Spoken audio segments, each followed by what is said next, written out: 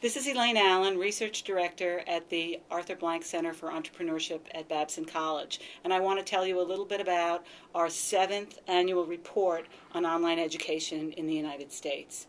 Online education continues to grow at a fast pace. Last year, 4.9 million students took at least one course online, and this represents about 25% of all the students taking classes in higher education.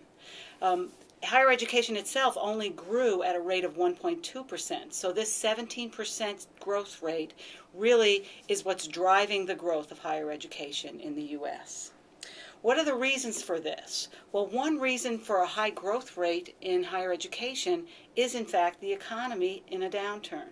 When we have a downturn in the economy, we tend to see people going back to school. They go back to school because they have been laid off or lost their job. They go back to school to improve their credentials in case they're going to get laid off.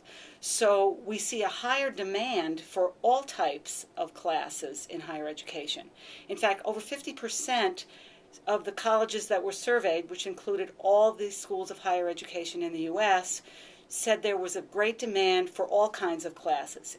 In schools that have online classes, almost 75% of them said that their demand went way up. And even among schools that don't offer online, 2/3 of them said their students were asking for online courses. So what does this mean to our institutions? Well, when there's an economic downturn, what this means is they may have a budget crisis. They may have no growth in their budget, and they have many more students that are applying for financial aid.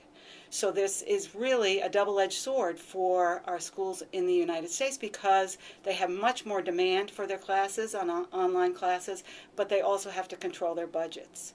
However, there is one group in higher ed that did not see a budget crunch last year, and that is our group of for-profit schools.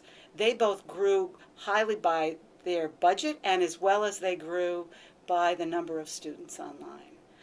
Thank you very much. You can get this report, the full report, at www.sloanconsortium.org.